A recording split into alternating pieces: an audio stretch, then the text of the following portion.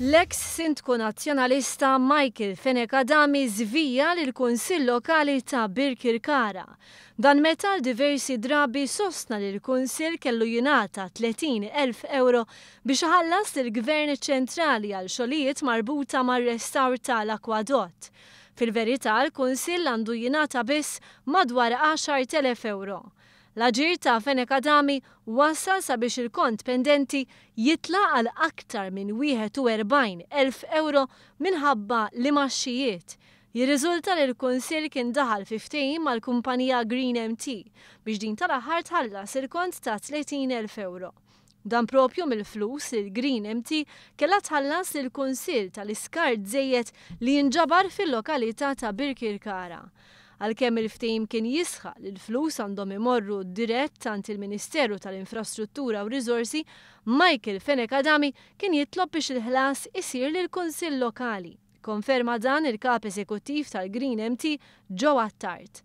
Aħna minkejja li tħallna fi ftehim mal-Kunsill Lokali ta' Birkirkara, il-pagamenti li dejjem għamilna bħala Green MT ġew mitluba direttament mill-Kunsill Lokali ta' Birkirkara, eżattament mill-ex-sindku Mr. Michael Fenekadami. Ġbidna kemm il-darba l-attenzjoni sew lis-sindku, l-ex-sindku Michael Fenekadami, anke lill-Ministeru tar-Riżorsi u xorta bqajna nħallsu talbuna biex nibqgħu nħallsu lill-istess Kunsill Lokali ta' Birkirkara.